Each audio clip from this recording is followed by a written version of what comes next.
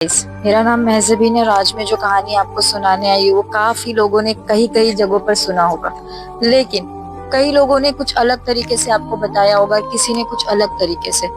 ये जो स्टोरी है ये बांग्लादेश की है और ये बांग्लादेश में कहा जाता है एक ऐसी मस्जिद है जहाँ रातों में भी लोग नहीं घूमते हैं, जिस मस्जिद का नाम है मस्जिद जमे अब्दुल्ला। कहा जाता है इन मस्जिदों को ये जिन्नातों की मस्जिद है, जिन्होंने रातों रात इस मस्जिद को खड़ा किया है।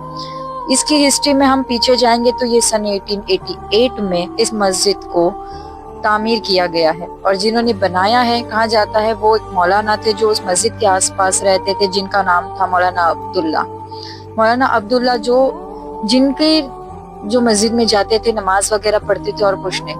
जिनके बाद उन्होंने सोचा कि इस मस्जिद की मुझे देखभाल करना है और सब करना है। इसके बाद उन्होंने कुछ ऐसा किया कि उन्होंने जिन्नातों को बुलाया वहां पर और रातों रात इस मस्जिद को पूरी तरीके से तामीर किया गया जिन्नातों के लिए। और आज भी कहा जाता है इस मस्जिद में सिर्फ और सिर्फ जिन्नात ही रहते, इंसानों का आना जाना बिल्कुल ही मना है। कई लोगों ने वहां पे बहुत से लोगों ने कहा है कि अगर हम उस मस्जिद से आसपास या मस्जिद में नमाज पढ़ने के लिए भी हम जाते हैं वहां पे, तो हमें ऐसा महसूस होता है कि कोई हमारे इर्द गिर्द घूम रहा है।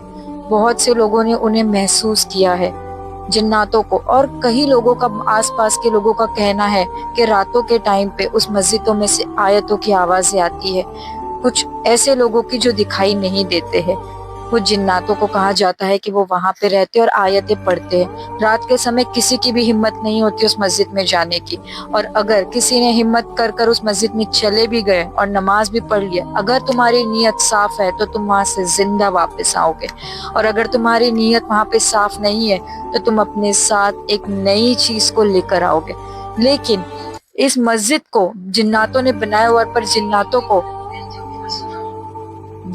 को कभी भी इंसानों से कोई प्रॉब्लम नहीं होती। अगर हम उन्हें उनकी ही चीजों में दखल अंदाजी करेंगे तो वो हमें कहीं का नहीं छोड़ेंगे और ना कभी छोड़ेंगे। तो कहा जाता है उस मस्जिद में अगर तुम सही नीयत से जा रहे हो तो तुम वहां पर जाके नमाज पढ़ो, लोगों के लिए दुआएं करो। लेकिन अगर तुम गलत नीयत से वहां पे जाते हो तो तुम उन्हें अपने साथ दावत के साथ लेकर आते हो।